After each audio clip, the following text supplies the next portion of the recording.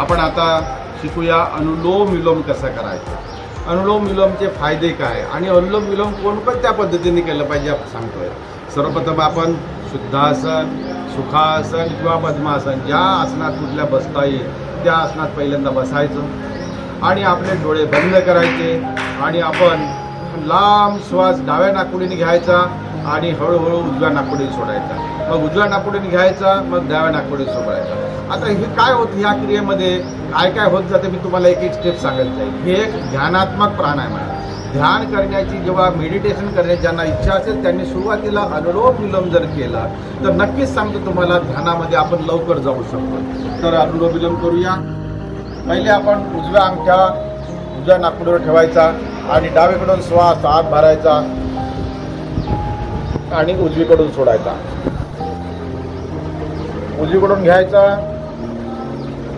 डावीकडून सोडायचा। हे करत असताना श्वास पूर्ण छाती फुगली पाहिजे, छाती, कारण श्वासाची फुफ्फुसांना गरज आहे आणि म्हणून छाती जर फुगली नाही तर आपल्याला प्राणायाम केल्याचा काही फायदा होणार नाही।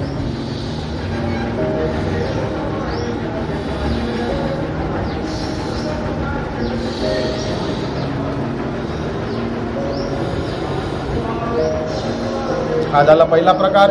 यामध्ये काय होतं, आपण छाती पूर्ण फुगवली, फुफ्फुसांचे सगळे सच्छिद्र ओपन झाले, कारण एरवी आपण श्वास घेतो त्यावेळेला 70% सच्छिद्र ओपन होतात आणि 30% सच्छिद्र तसेच ब्लॉकेज राहतात आणि त्यामुळे काय होतं की आपल्याला वारंवार सर्दी पडशासारखे विकार, एलर्जी सारखे विकार होतात। पण जर समजा आपले पूर्ण सच्छिद्र ओपन झाले, आपलं फुफ्फुस पूर्ण ॲक्टिव्ह झालं तर आपल्याला अशा प्रकारचे कुठलेही व्हायरलचे विकार, व्हायरसचे विकार किंवा व्हायरल फ्युवर, सर्दी, पडसा असे कुठलेही विकार होऊ देत नाही। दुसरा प्रकार सांगतो आहे।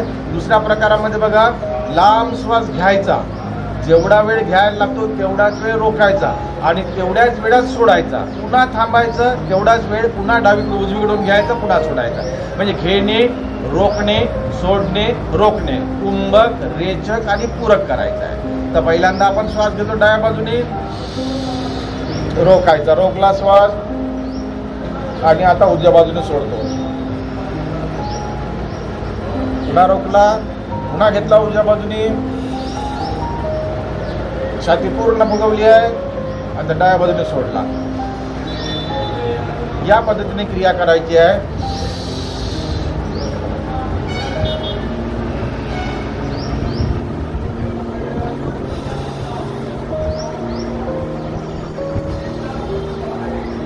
या पद्धतीने क्रिया करायची म्हणजे काय होईल की आपले सच्छिद्र तर ओपन होईलच यात शंका नाही, परंतु श्वासाला ब्रेक केल्यामुळे, थांबवल्यामुळे शरीराच्या संपूर्ण रस रक्त नाड्यापर्यंत तो प्राणवायू पोहोचेल। पहिल्यांदा हृदयापर्यंत पोहोचेल, रक्तात जाईल आणि तो मेंदूकडे जाईल, पूर्ण शरीरभर पसरेल आणि म्हणून मग काय होईल, शरीरातल्या सगळ्या रक्तनाड्या ज्या आहेत त्या मोकळ्या होतात, ब्लॉकेजेस क्लिअर होतात। असं म्हणतात की संजीवनी प्राणायाम, याचं कारण त्यासाठीच संजीवनी प्राणायाम म्हटलं आहे, त्याला प्राणायामाचा राजा म्हटलं जातं। हे प्राणायाम केल्यानंतर जो श्वासोश्वास ज्या पद्धतीने व्हायला पाहिजे त्या पद्धतीने जर योग्य पद्धतीने केलं तर त्याचे अनेक फायदे होतात।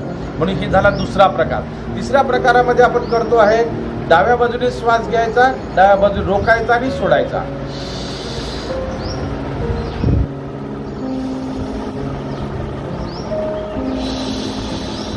पूर्ण श्वास भरला छातीमध्ये, बिलकुल शिल्लक ठेवली नाही छातीत जागा आणि पूर्ण बाहेर सोडला, रोखला आणि सोडला, पुन्हा रोखला, पुन्हा घेतला। यामुळे काय होतं, यामुळे श्वास जेव्हा डाव्या बाजूने घेतो पण चंद्र नाडीने घेतो तेव्हा श्वासाची पूर्ण उजव्या साईडला श्वास चालला होतो, पूर्ण प्राणवायू उजव्या साईडला असतो आणि जेव्हा उजव्या साईडला जातो आणि मग सोडताना देखील डाव्या बाजूने सोडतोय तर होतं काय, उजव्या बाजूला जे टॉक्सिन जमा झाले किंवा ब्लॉकेजेस आहे किंवा कुठला त्रास आहे तो त्रास त्या श्वासाच्या वायू रूपाने बाहेर पडतोय। असं इमॅजिन पण करायचं असतं आणि संकल्पन पण करायचा असतो, तो वायू रूपाने तो बाहेर पडतो म्हणजे आपली उजवी साईड पूर्ण क्लिअर होतं, पूर्ण स्वच्छ होतं, पूर्ण त्यातले रोग सगळे निघून जातात। मग आपण करायचं हीच उजव्या बाजूने, डाव्या बाजूने श्वास घेतला, मग आता हीच क्रिया करायची उजव्या बाजूने, श्वास सोडला, पुन्हा थांबलो, पुन्हा श्वास घेतला, पुन्हा सोडला,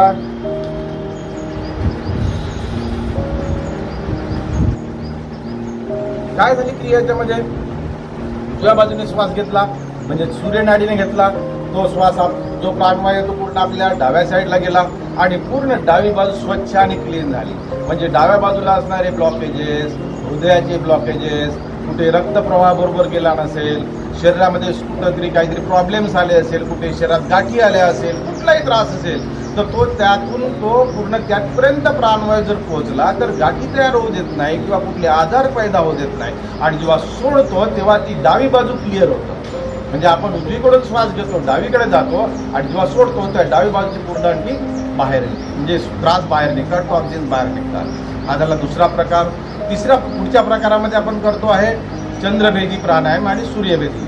चंद्रभेदीमध्ये काय होतं? डाव्या बाजूने घेतो, चंद्रनाडी नासिकेने श्वास घ्यायचा, रोखायचा आणि सोडायला डबल वेळ लावायचा. आता हे डबल वेळ का लावायचा मी ते सांगणार आहे. श्वास घेतला, रोखला थोडा वेळ आणि आता उजव्या बाजूने हळूहळू सोडतोय, सोडायला डबल वेळ लावलाय. पुन्हा उजवी नासिकेला दाब दिला आणि डावीकडून पुन्हा घेतला, रोखला, पुन्हा उजव्या बाजूने हळूहळू सोडला.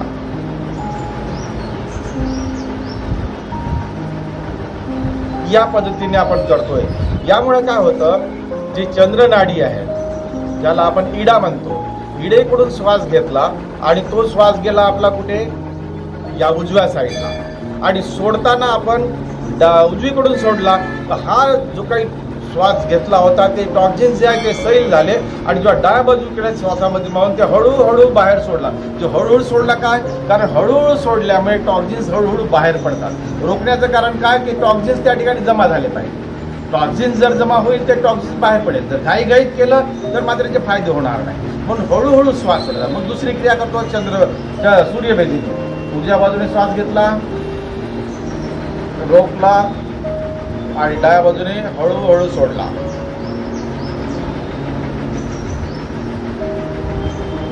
पुन्हा रोखला, पुन्हा उजव्या बाजूने चंद्रनाडीने म्हणजे पिढा नाडीने श्वास घेतला, पुन्हा डाव्या बाजूने सोडला. यामुळे शरीराचं शुद्धीकरण होतं, पूर्ण शरीर शुद्ध. वॉश, कपडे जसा वॉश करतो ना आपण त्या पद्धतीने शरीर वॉश केलं जातं, पूर्ण स्वच्छ होतं, निर्मळ होतं. मनातले विकार निघून जातात, बौद्धिक विकार निघून गेले, मन शांत होतं, कुठेतरी ध्यान लागावं लागतं, झोप चांगली यायला लागतं, शरीराचे सगळे विकार निघून जातात. अशा पद्धतीने हे प्राणायाम आहे. म्हणून टॉक्झिन्स बाहेर पडतात पूर्ण. त्यानंतर मग आपण शेवट करतो. आता यावेळेला आपण केलं इडा, पिंगला आणि सुषुम्ना. या सुषुम्ना नाडीला काय? सुषुम्ना नाडी ही सहस्रार चक्रापासून तर मूलाधार चक्रापर्यंत सरळ स्ट्रेट गेलेली आहे आणि तिला जर स्थिर करायचं असेल तर आपल्याला इडा पिंगला दोन्हीनी श्वासोच्छ्वास क्रिया करून तिला बरोबर आपण स्थिर करू शकतो. त्यामुळे जर राज्यांचे सप्तचक्र जर चांगले असतील, ॲक्टिव्ह असेल तर त्याला कुठलाही आजार होत नाही. पुढच्या आपण वेळेला आपण त्या सप्तचक्राविषयी बोलणारच आहोत. त्यानंतर शेवट काय करायचं आहे? डावीकडून श्वास घ्या, रोखू नका, सोडा, उजवीकडून सोडा, उजवीकडून घ्या, डावीकडून सोडा.